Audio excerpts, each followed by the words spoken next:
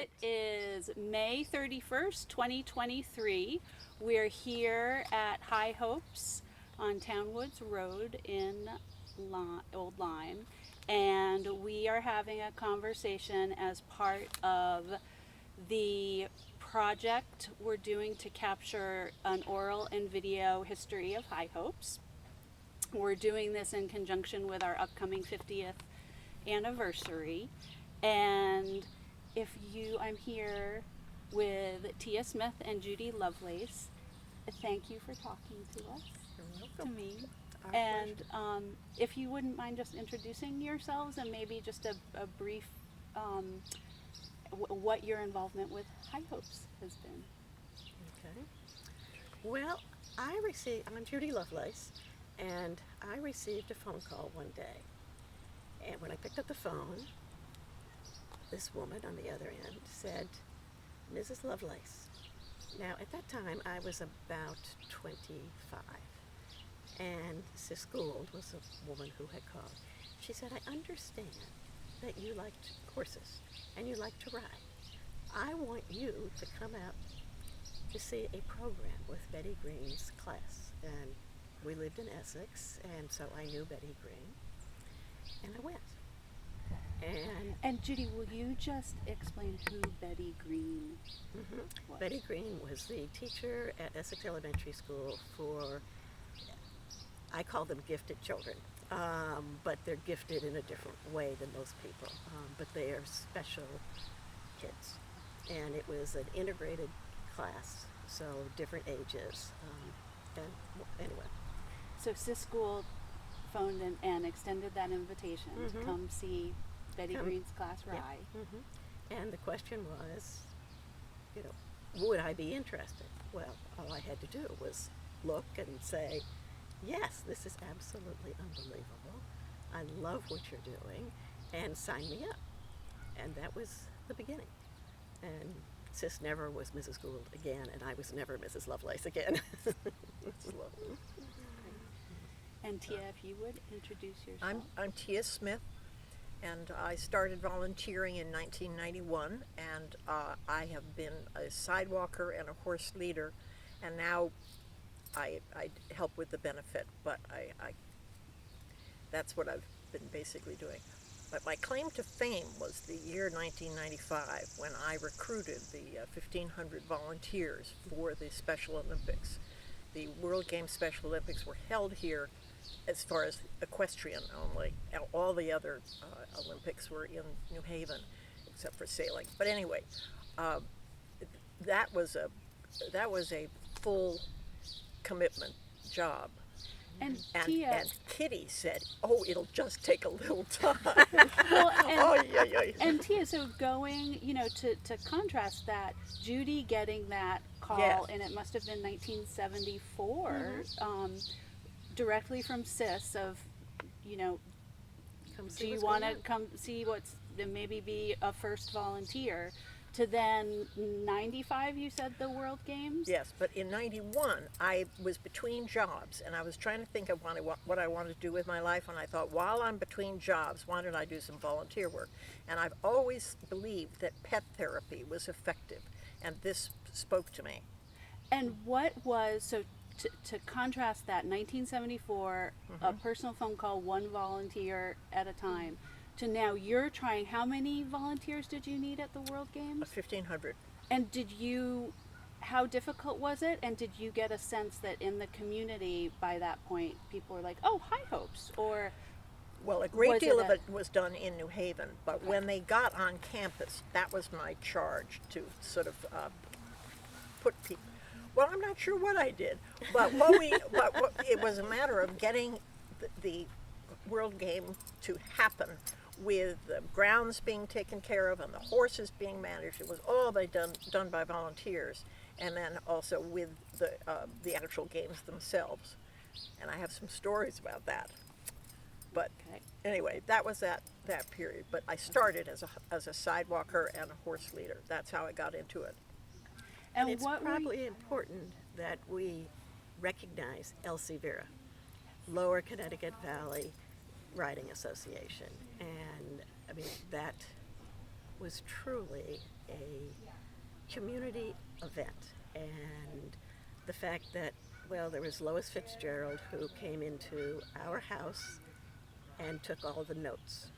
And so our den became an office for Elsie Vera. And then we also had, lost my train of thought. And was Sis calling it Elsie, calling Elsie Vera, her Lower group Connecticut Valley Elsie Vera Educational. from the get-go when yes. she contacted you? Mhm, Okay. mhm. And Mariana Pfeiffer eventually said, you know, this is much too cumbersome. And so we had a contest to see who was going to come up with the best name. And Cookie Strong did that. You have just answered a question that some of the researchers who are doing the actual timeline for the website have not been able to find. You're kidding. No, Oh. they had they had a sense or their guesses about who had won. Yeah. So that's great. Yeah. And so one with renaming Elsie Vera High I Hopes. hope so, yeah. And it just made such sense. I mean, once we all came together with it, we thought, oh, of course, this is perfect, just perfect. And what year was that? Do you think? dear. Ballpark. I would say 19, maybe 80, Okay. somewhere. I you know, Right. So it was quite a few years as Oh, yeah. Elsie Vera. Mhm. And when you first were working with that original group and And, with Sis, and right. do you recall Sis ever saying, you know, what was her experience? How did she even think to start this organization? Because she'd been in England, and she also loved to carriage drive. And when she was in England, she learned about the therapeutic riding program there. And she came home, and Lit had just retired from Purnell School.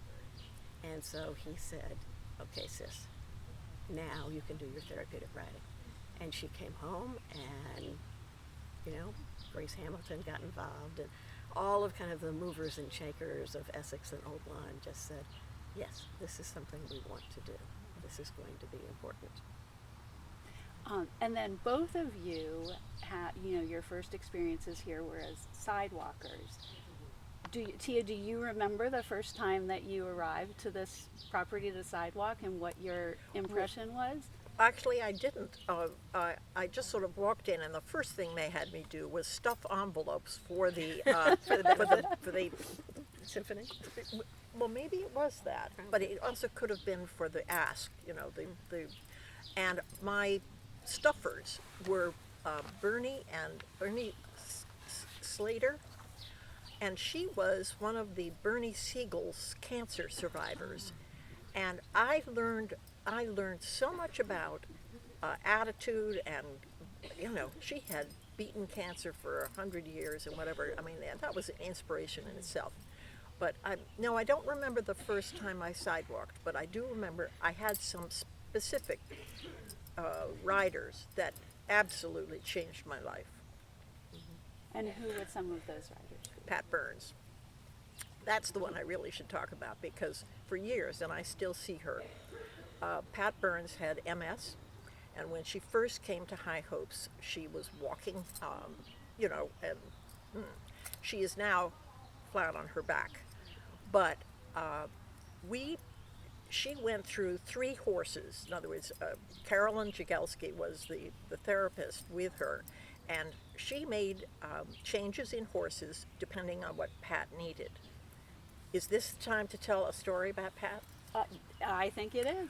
Well, she wanted to jump.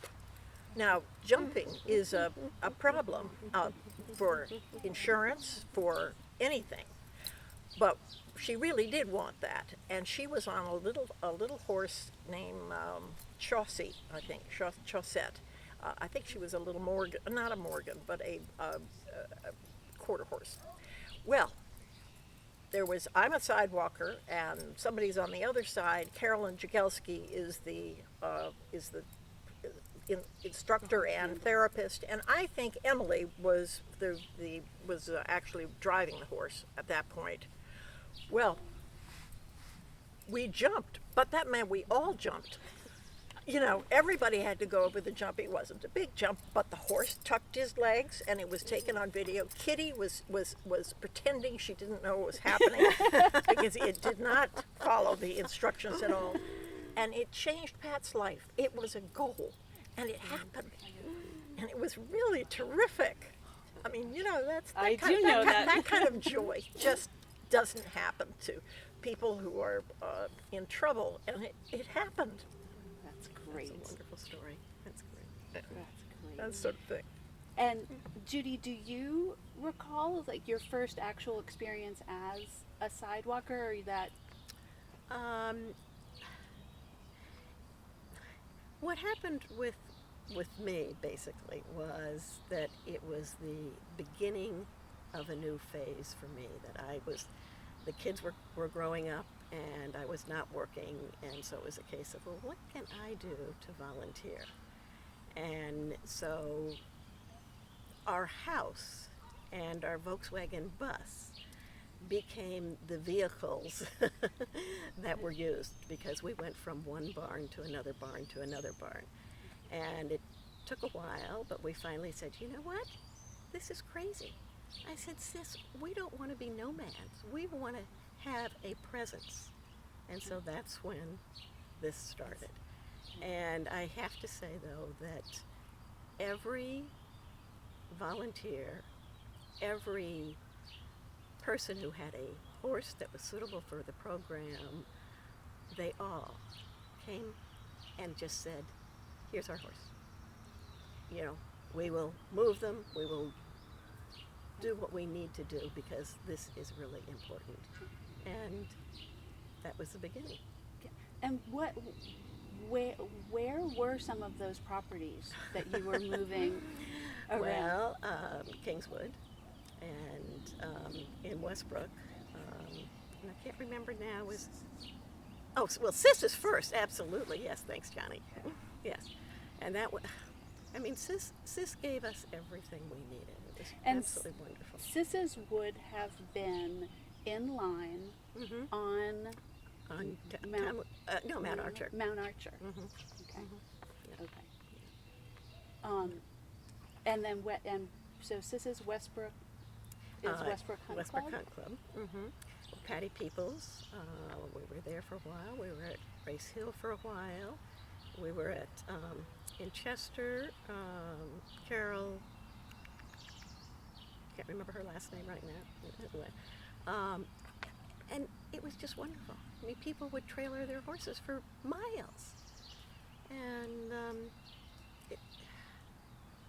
So the at love that- of everybody. And so at that point, it was it still primarily school children, or was it now expanding and mixing too? So, so what the participants, what kind of range of participants, ages, abilities? Well, we had, we were very fortunate that Essex Elementary School wanted to back us. We were fortunate that the old Lyme schools said, yes, there is a place for this. Individuals heard about us. I mean, I'll never forget Carolyn Jagelski, who was a physical therapist, and she said she had heard about High Hopes, and a father came with his son, and he was terrible cerebral palsy, and they asked whether and I can't remember his name, is right on the tip of my tongue, but anyway, what was his name, Johnny? I wasn't listening. Oh, terrible. Let's bring Johnny and Lee.